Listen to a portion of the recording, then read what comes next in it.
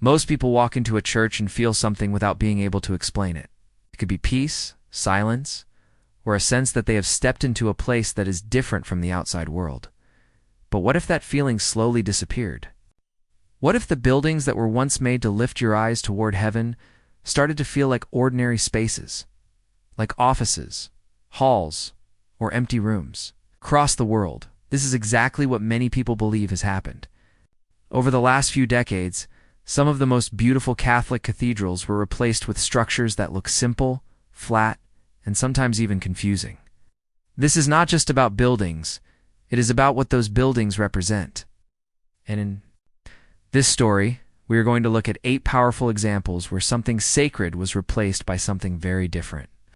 If you stay until the end, you will begin to see why this change is not just about design, but about something much deeper. For centuries, the Catholic Church was one of the greatest builders in human history. Cathedrals were not just places to gather. They were designed to tell a story without words. Tall towers pointed toward the sky. Stained glass filled the space with color and light. Every detail had meaning. When people entered, they felt small. In a good way, they felt connected to something greater than themselves. These buildings were not trying to impress in a modern sense. They were trying to lift the soul. That was their purpose. But in the 20th century, something began to change. Cities were growing, costs were rising, new ideas about design were spreading quickly. Many leaders believed that the church needed to modernize, to become simpler, more practical, and more connected to everyday life. At the same time, architectural trends around the world were moving toward minimalism. Clean lines replaced detailed carvings. Open spaces replaced vertical height. Function often replaced beauty. And slowly, this new way of thinking entered the church. Some people supported this change. They believed it made churches more accessible and easier to maintain. Others were not so sure. They felt that something important was being lost. Not just decoration, but meaning. Because in a cathedral, the design is not just decoration, it is part of the message. To understand this shift, we need to look at real examples. These are not small changes. These are complete transformations. Where one cathedral was replaced by another, the difference between them tells a powerful story.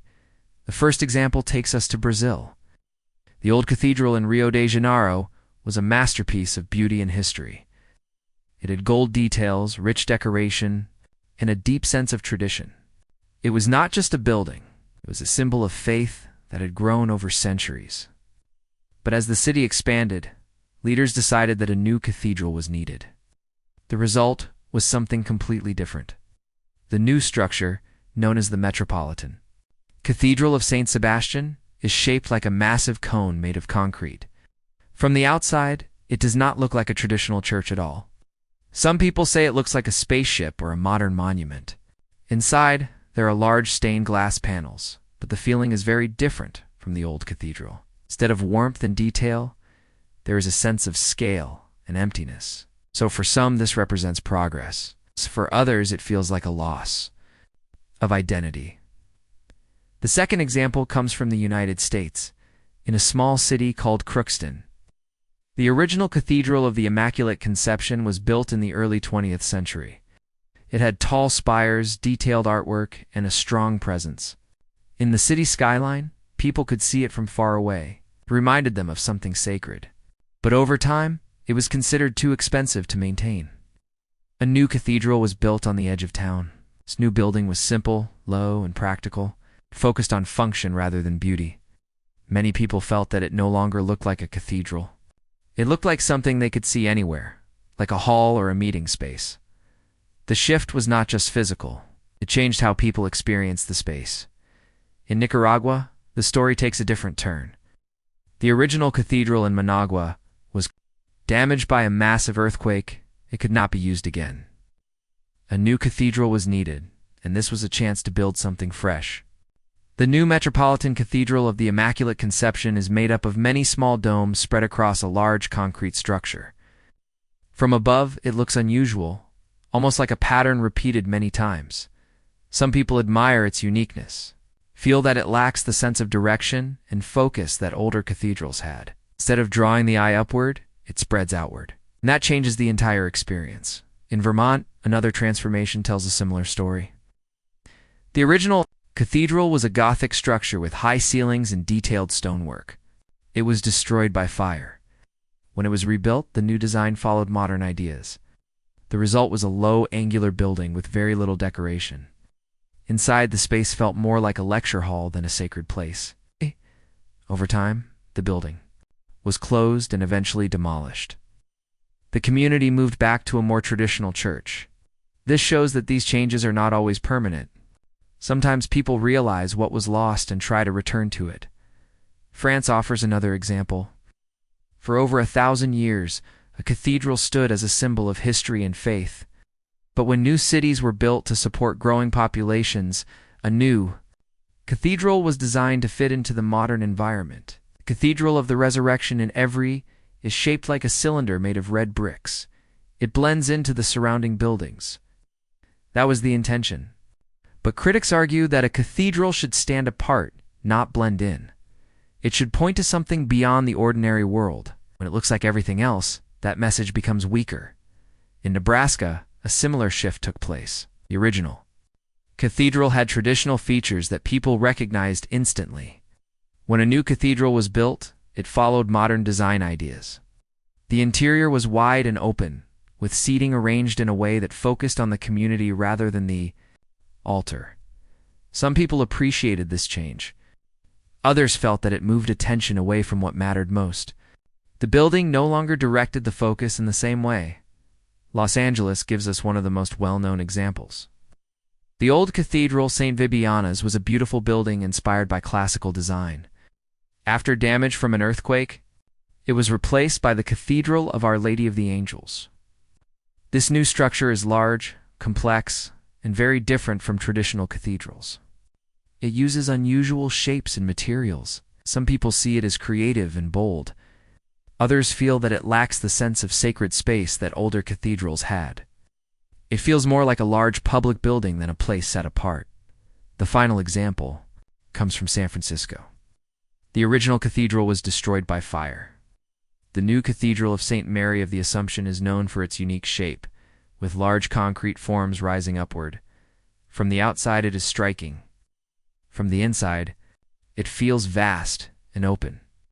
But the style is very different from traditional design.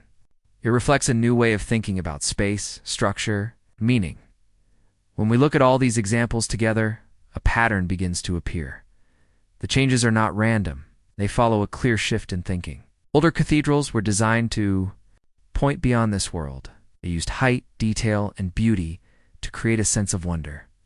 Newer designs often focus on simplicity, function, and blending into the modern world. This raises an important question. What is a cathedral supposed to do? Is it just a place to gather, or is it meant to do something more? For centuries, the answer was clear. It was meant to lift the mind and heart. It was meant to remind people of something greater. When that design changes, the experience changes with it. But this story is not only about loss. It is also about awareness. More people today are beginning to notice these differences. They are asking questions. They are exploring what makes a space feel sacred. And in some places, there is a movement to return to traditional design, or at least to bring back elements that were lost at the same time. It is important to understand that not all modern buildings are the same. Some are built with care, meaning in a deep sense of purpose. The real issue is not simply old versus new. It is about whether the design supports the purpose of the space. And this is where the story becomes deeper. Because architecture is not just about walls and roofs. It is about what we believe. It reflects how we see the world. When a cathedral changes, it often reflects a change in how people understand faith, community, and the sacred.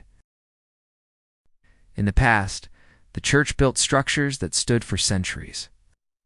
They were designed to last, not just physically, but emotionally and spiritually. They became part of identity. When those structures are replaced, something more than stone is lost.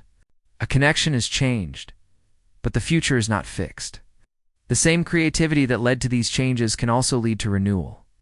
Around the world, there are signs of a new interest in beauty, tradition, and meaning. People are beginning to rediscover why these elements mattered in the first place. So the real question is not just what went wrong. The real question is what comes next. Will future cathedrals return to the sense of wonder that once defined them? Or will they continue to follow modern trends? The answer will shape how future generations experience the church, and this is why this topic matters. It is not about judging the past. It is about understanding the present and thinking about the future. Because the spaces we build today will shape how people experience faith tomorrow. If this story made you think differently about the places we often take for granted, then there is much more to explore. There are many hidden stories behind churches, traditions, and changes happening around the world.